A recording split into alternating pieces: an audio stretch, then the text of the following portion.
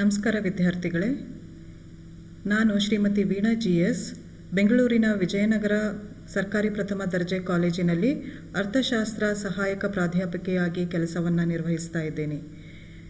ಇವತ್ತಿನ ಈ ನನ್ನ ವಿಡಿಯೋದಲ್ಲಿ ಫೈನಲ್ BAಗೆ ಪೇಪರ್ 5 ಆಗಿರುವಂತಹ ಕಾರ್ಪೊರೇಟ್ ಎಕನಾಮಿಕ್ಸ್ ಕಂಪನಿ ಸಂಬಂಧಿ ಅರ್ಥಶಾಸ್ತ್ರದ ಫಸ್ಟ್ ಚಾಪ್ಟರ್ ಆಗಿರುವಂತಹ ಇಂಟ್ರೊಡಕ್ಷನ್ ಟು ಕಾರ್ಪೊರೇಟ್ ಎಕನಾಮಿಕ್ಸ್ನಲ್ಲಿ ಒಂದು ಟಾಪಿಕ್ ಕಂಪನಿಯ ಸ್ವರೂಪ, ನೇಚರ್ ಆಫ್ ಕಾರ್ಪೊರೇಷನ್ ಬಗ್ಗೆ ನಾನು ನಿಮಗೆ ಈಗ ತಿಳಿಸ್ಕೊಡ್ತಾ ಇದ್ದೀನಿ.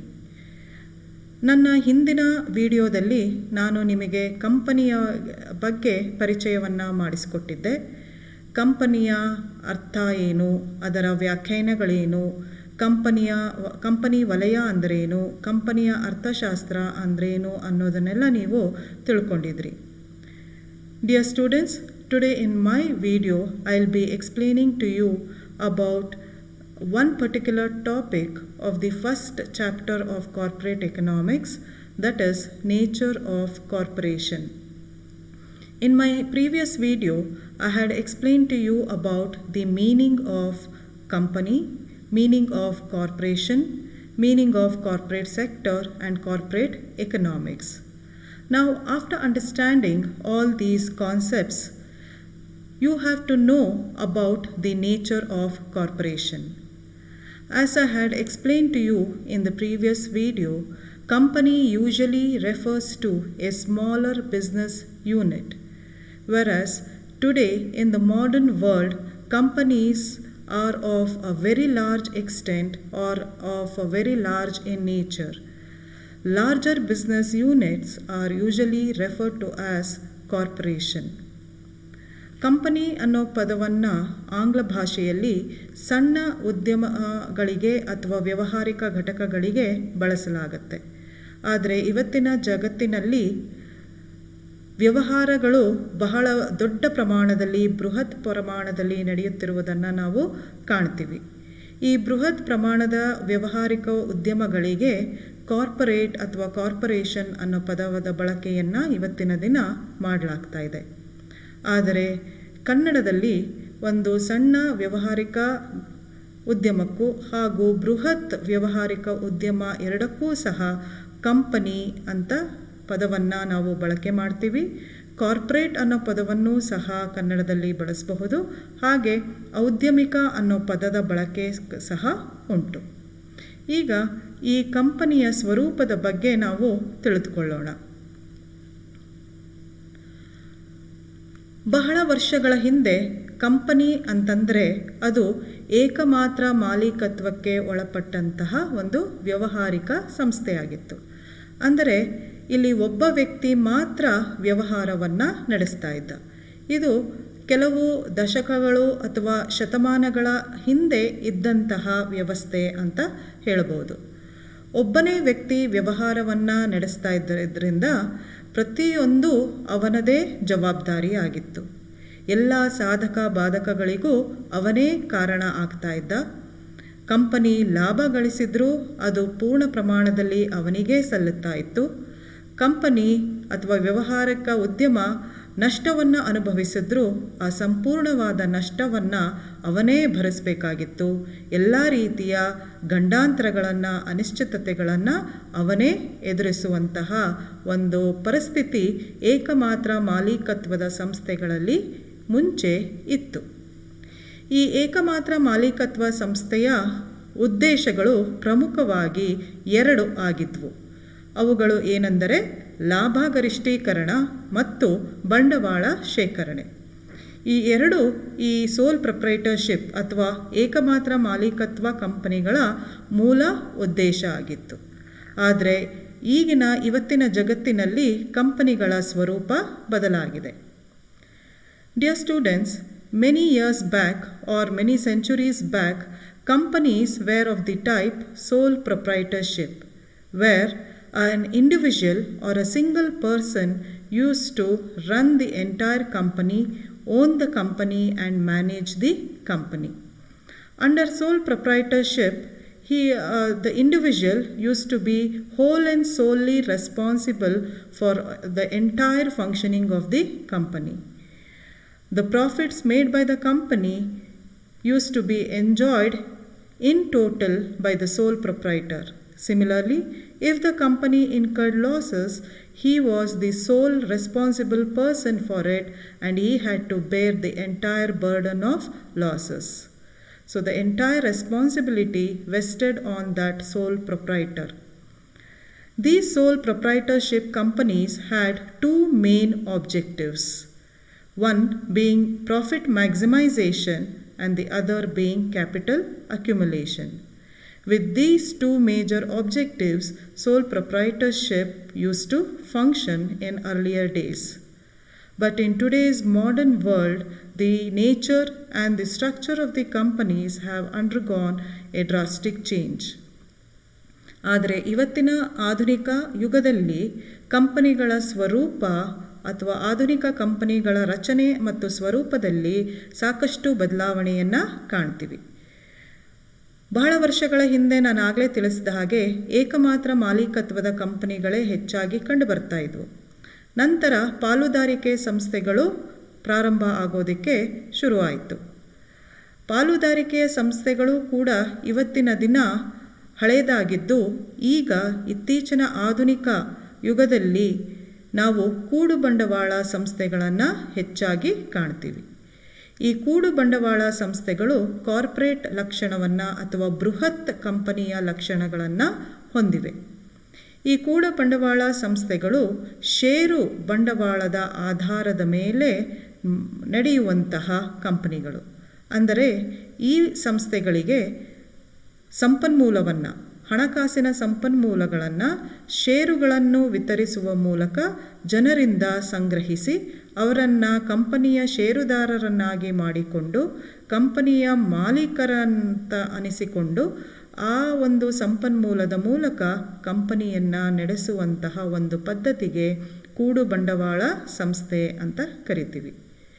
ಈ ಎಲ್ಲ ಕೂಡು ಬಂಡವಾಳ ಸಂಸ್ಥೆಗಳು ಬೃಹತ್ ಕಂಪನಿಗಳಾಗಿದ್ದು ಆ ದೇಶದ ಕಂಪನಿ ಕಾಯ್ದೆಯ ನಿಯಮಕ್ಕನುಸಾರವಾಗಿ ಸ್ಥಾಪಿಸಲ್ಪಡುತ್ತವೆ. As I told you earlier, in today's modern world, the nature and structure of companies have undergone a lot of change. Many centuries back, we had companies only of the type sole proprietorship. Later on, we found an evolution in the type of companies, and we came across a new form of company, that is partnership companies. But today we have the most modern and gigantic companies doing very large business, and they are of the type joint stock companies.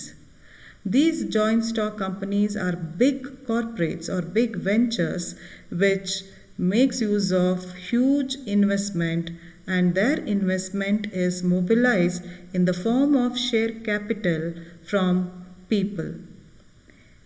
Any person interested in buying the share can become the shareholder of the company, and he will be considered as the owner of the company. So today, in today's world, the nature of corporation has transformed from sole proprietorship to joint stock companies. And these joint stock companies are formed in accordance to the Companies Act existing in each country. ಇವತ್ತಿನ ಆಧುನಿಕ ಪರಿಕಲ್ಪನೆ ಏನಿದೆ, ಕೂಡು ಬಂಡವಾಳ ಸಂಸ್ಥೆಯ ರೂಪದಲ್ಲಿ ಇರುವಂತಹ ಬೃಹತ್ ಕಂಪನಿಗಳು ಮತ್ತು ಹಳೆಯ ಕಾಲದ ಏಕವ್ಯಕ್ತಿ ಕಂಪನಿಗಳ ನಡುವೆ ನಾವು ಎರಡು ಮುಖ್ಯವಾದ ವ್ಯತ್ಯಾಸಗಳನ್ನು ಕಾಣ್ತೀವಿ. ಅವು ಏನಪ್ಪ ಅಂದರೆ, ಈಗಿನ ಆಧುನಿಕ ಕೂಡು ಬಂಡವಾಳ ಸಂಸ್ಥೆಗಳ ಜೀವನಾವಧಿ ದೀರ್ಘ ಮತ್ತು ಸ್ಥಿರವಾಗಿರುತ್ತದೆ. ಯಾಕೆಂದರೆ ಇವುಗಳ ಸಂಪನ್ಮೂಲವನ್ನು ಷೇರುಗಳ ಮೂಲಕ ಸಂಗ್ರಹಿಸುವುದರಿಂದ ಮತ್ತು ಕಂಪನಿಗೆ ಹಲವಾರು ಸಂಖ್ಯೆಯಲ್ಲಿ ಷೇರುದಾರರು ಇರುವುದರಿಂದ ಸಂಪನ್ಮೂಲ ಸಂಗ್ರಹಣೆ ಸುಲಭ ಮತ್ತು ಬೃಹತ್ ಮೊತ್ತದ್ದಾಗಿರುತ್ತೆ. ಹಾಗೆ ಈ ಕಂಪನಿಗಳ ಚಟುವಟಿಕೆಗಳು ಕೂಡ ಬೃಹತ್ ಪ್ರಮಾಣದಲ್ಲಿ ನಡೆಯುವುದರಿಂದ ಇವುಗಳು ಎಲ್ಲ ರೀತಿಯಲ್ಲಿಯೂ ಸ್ಥಿರವಾಗಿದ್ದು ದೀರ್ಘಕಾಲದವರೆಗೂ ಮುಂದುವರಿಯುವಂತಹ ಕಂಪನಿಗಳಾಗಿರುತ್ತದೆ. ಎರಡನೆಯ ವ್ಯತ್ಯಾಸ ಅಂದರೆ ಈ ಕೂಡು ಬಂಡವಾಳ ಸಂಸ್ಥೆಗಳನ್ನು ನಡೆಸುವಂತಹದ್ದು ನಿರ್ದೇಶಕರ ಮಂಡಳಿಯ ಒಂದು ಜವಾಬ್ದಾರಿಯಾಗಿರುತ್ತೆ. ಷೇರುದಾರರ ಪೈಕಿ ಕೆಲವರನ್ನು ನಿರ್ದೇಶಕರನ್ನಾಗಿ ಆಯ್ಕೆ ಮಾಡಿ ಅವರ ಒಂದು ಮಂಡಳಿಯನ್ನು ಸ್ಥಾಪಿಸಿ ಈ ಮಂಡಳಿಯ ಮೂಲಕ ಸಂಸ್ಥೆಯ ಎಲ್ಲ ನಿರ್ಧಾರಗಳನ್ನು ತೆಗೆದುಕೊಂಡು ಮಂಡಳಿಯನ್ನು ಸಂಸ್ಥೆಯನ್ನು ಅಥವಾ ಉದ್ಯಮವನ್ನು ಮುನ್ನಡೆಸಲಾಗುತ್ತೆ. ಈ ನಿರ್ದೇಶಕರ ಮಂಡಳಿ ಆ ಕಂಪನಿಗೆ ಅಥವಾ ಕಾರ್ಪೊರೇಟಿಗೆ ಸಂಬಂಧಪಟ್ಟಂತಹ ಮುಖ್ಯವಾದಂತಹ ನಿರ್ಧಾರಗಳನ್ನು ತೆಗೆದುಕೊಳ್ಳುತ್ತೆ. ಉದಾಹರಣೆಗೆ ಒಂದು ಉದ್ಯಮದ ನೇಮಕಾತಿಗಳ ಬಗ್ಗೆ ಆಗಿರ್ಬೋದು, ಅದರಲ್ಲಿ ಕೊಡುವಂತಹ ಪರಿಹಾರಗಳಾಗಿರ್ಬೋದು, ಲಾಭಾಂಶ ನೀತಿಯ ಬಗ್ಗೆ ಆಗಿರ್ಬೋದು, ಉತ್ಪಾದನೆಯ ಬಗ್ಗೆ ಆಗಿರ್ಬೋದು, ಕಂಪನಿಯ ವಿಸ್ತರಣೆಯ ಬಗ್ಗೆ ಆಗಿರ್ಬೋದು, ಪ್ರಗತಿ ಮತ್ತು ಬೆಳವಣಿಗೆಯ ಬಗ್ಗೆ ಆಗಿರ್ಬೋದು, ಎಲ್ಲ ರೀತಿಯ ಮುಖ್ಯ ನಿರ್ಧಾರಗಳನ್ನು ನಿರ್ದೇಶಕರ ಮಂಡಳಿ ತೆಗೆದುಕೊಳ್ಳುತ್ತದೆ.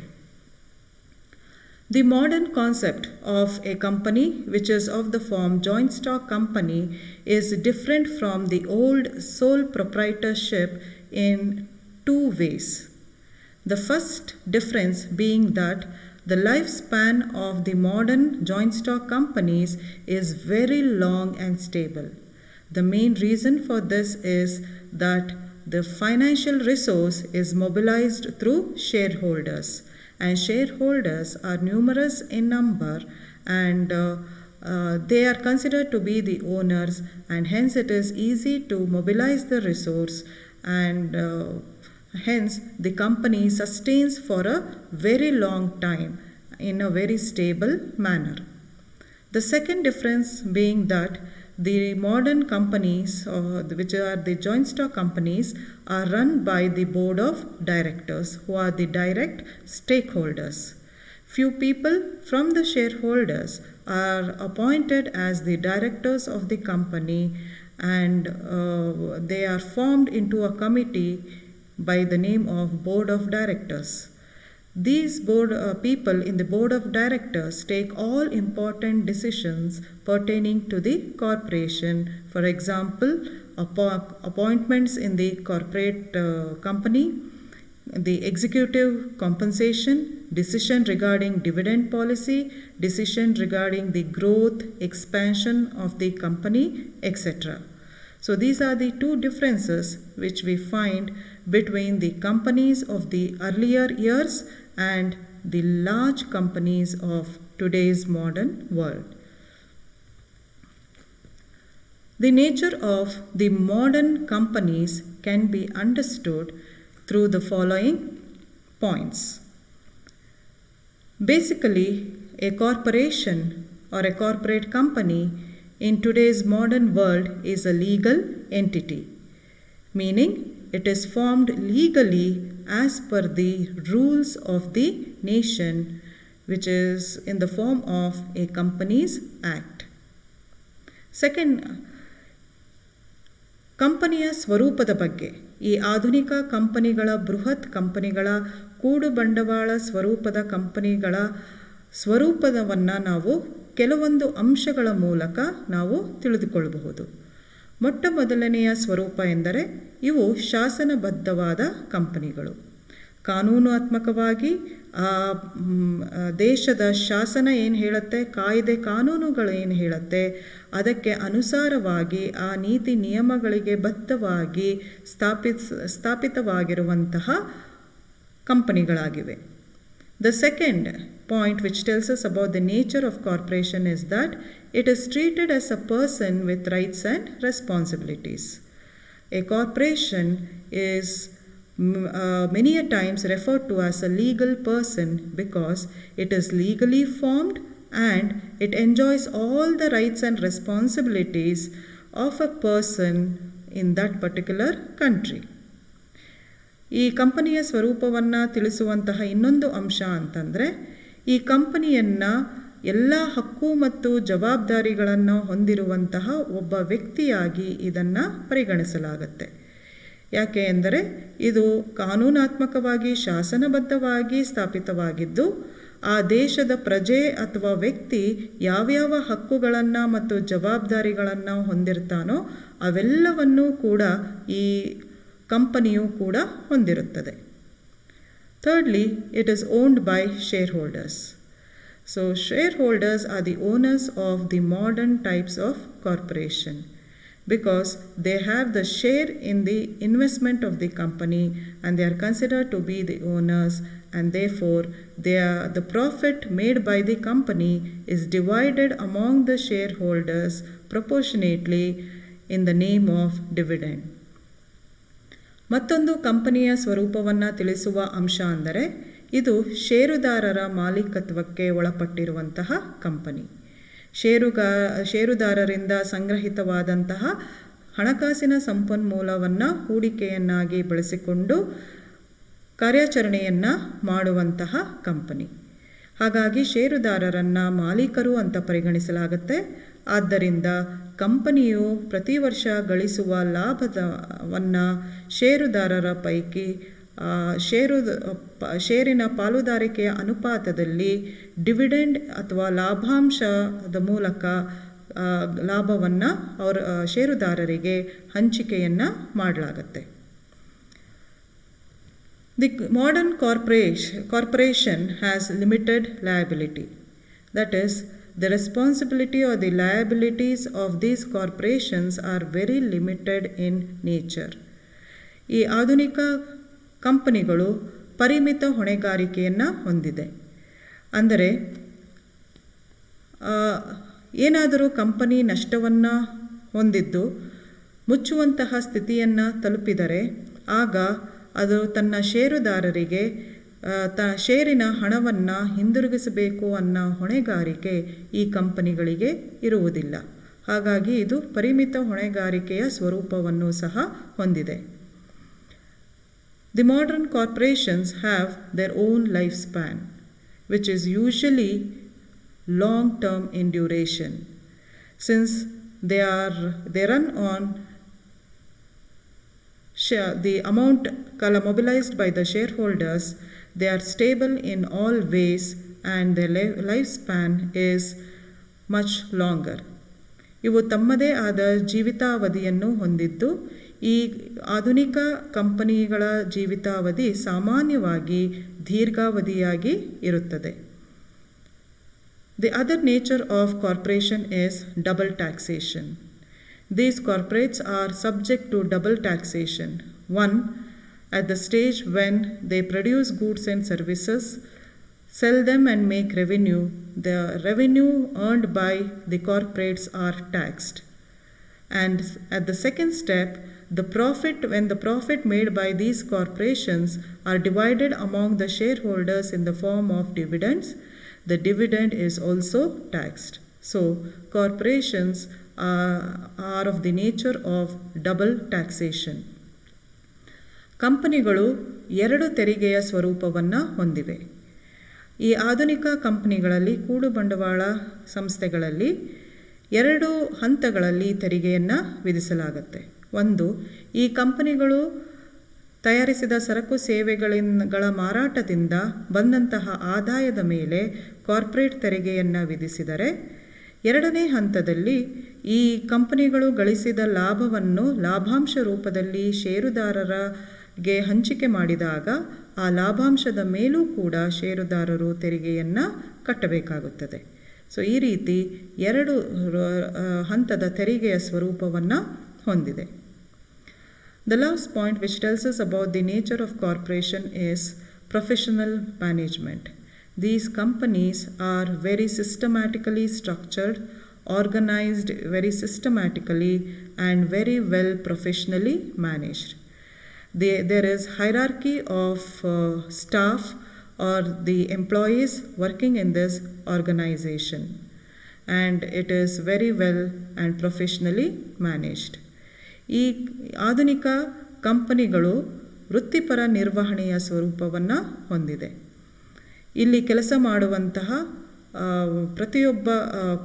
ಮಾಡುವಂತಹ ಕಾರ್ಮಿಕ ಸಮೂಹವನ್ನು ಅವರವರ ಅರ್ಹತೆ ಮತ್ತು ಅವರ ಸಾಮರ್ಥ್ಯಕ್ಕೆ ತಕ್ಕಂತೆ ವಿವಿಧ ಹಂತಗಳಲ್ಲಿ ಅವರಿಗೆ ಜವಾಬ್ದಾರಿಗಳನ್ನು ಪಾತ್ರಗಳನ್ನು ನೀಡಲಾಗುತ್ತೆ ಮತ್ತು ಇದರ ಒಂದು ಸಂರಚನೆ ಬಹಳ ವೃತ್ತಿಪರವಾಗಿ ವ್ಯವಸ್ಥಿತವಾಗಿದ್ದು ವೃತ್ತಿಪರವಾದ ನಿರ್ವಹಣೆಗೆ ಈ ಕಂಪನಿಗಳು ಒಳಪಟ್ಟಿರುತ್ತವೆ. So this is about the nature of corporation. Thank you.